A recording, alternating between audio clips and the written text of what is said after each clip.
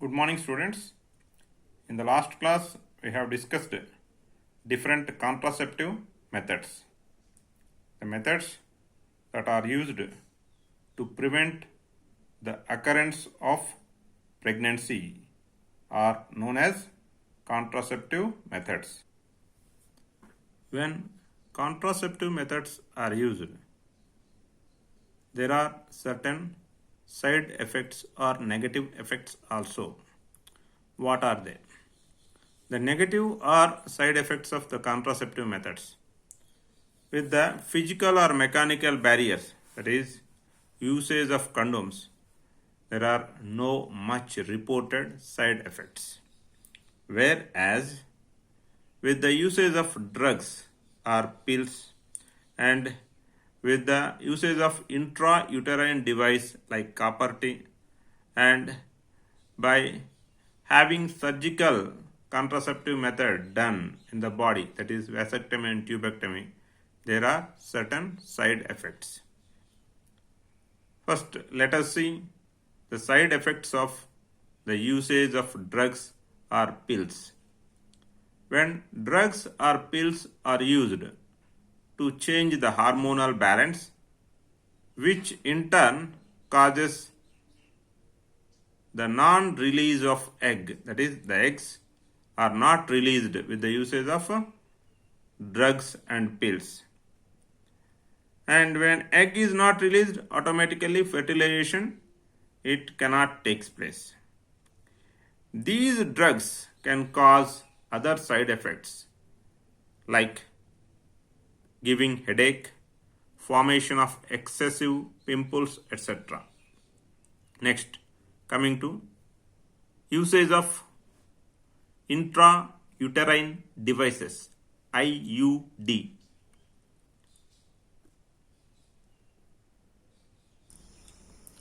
Insertion of copper T in the uterus. It is used to prevent pregnancy. This copper T may cause irritation of the uterus. This is one side effects, and the insertion of copper T is carried out by surgical methods. During this surgical process,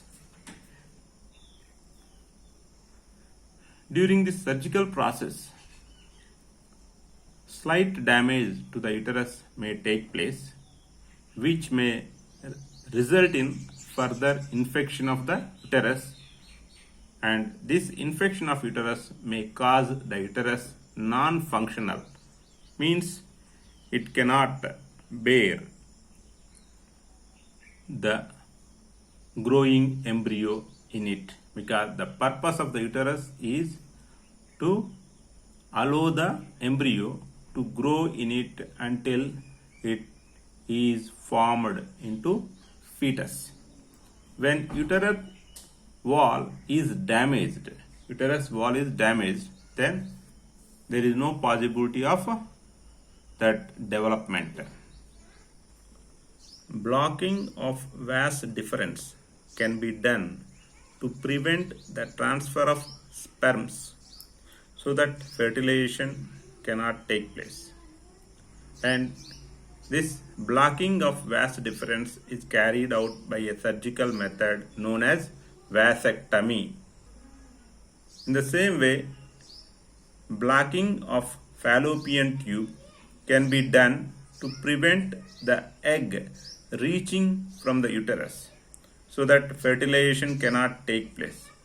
This blocking of fallopian tube can be carried out by a surgical method known as tubectomy. Surgical methods of contraception are safe in the long run, but surgeries can cause infections and other problems if they are not performed properly. If the surgeries are not performed properly, then they may cause the occurrence of infections and other problems also. Next, the unwanted pregnancies can be removed by surgery, which we call abortion. But these surgeries are used in illegal sex selective abortion of female fetuses. So the unwanted pregnancies, they can be removed by surgery, but these surgeries are used in illegal sex selective abortion of female fetuses. Maintaining proper female male sex ratio is the need of the nation for a healthy society. But illegal sex selective abortion of female fetuses has reduced the female male sex ratio. The reckless female feticides has made the child sex ratio to decline at an alarming rate. Okay, because of illegal female feticides, the child sex ratio means for 100 number of male children, the same number of female children are not there. That is what declining the child sex ratio means. For a particular number of male children, the same number of female children are not there. This is happening because of the illegal female feticide. So the reckless female feticides has made the child sex ratio to decline at an alarming rate. So the prenatal sex determination has been prohibited by law. Prenatal means before the birth itself.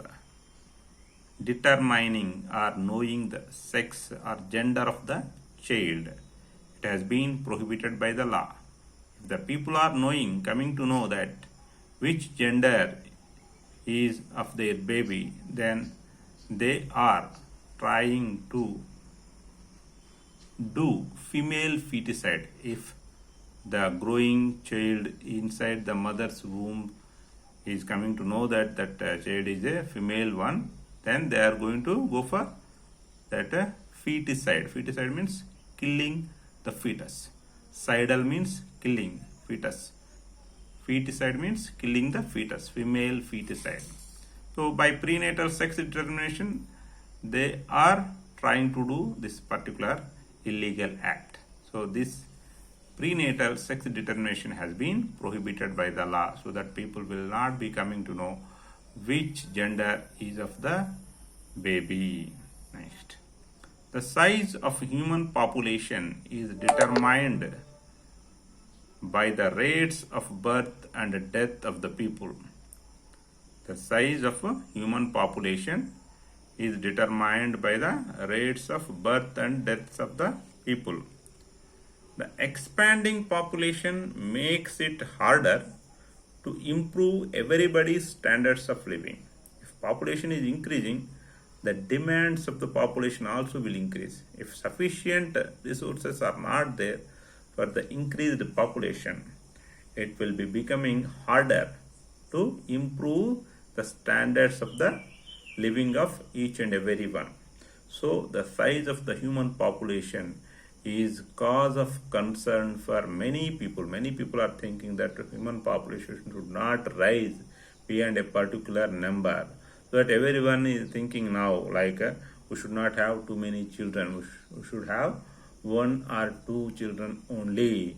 Now even it is coming like 1 or none also.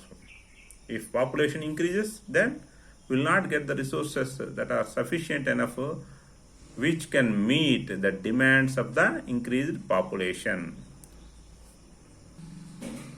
As inequality in society is the main reason for poor standards of living for many people. Now it is coming to know our knowledge that inequality in society is the main reason for poor standards of living for many poor people especially. So the size of human population has relatively become unimportant. As inequality in the society has been made as the main reason for the poor standards of living of many people, the size of the human population has relatively become unimportant now. Earlier it is thought If population is increasing, then to meet the demands of the increased population, okay, it may be becoming difficult. But now it is coming to know our knowledge that it is not the size of the population that is the actual reason for poor standards of living, but it is the inequality in society which is becoming the main reason for poor standards of living for many people. So with this we have completed our chapter, how do organisms reproduce. We will discuss the questions and answers of this chapter in the next class. Since you are writing many exams in terms of periodic test 1, I am not discussing all those questions now because you will not concentrate also. Okay, we will discuss all the questions in the next class. Thank you.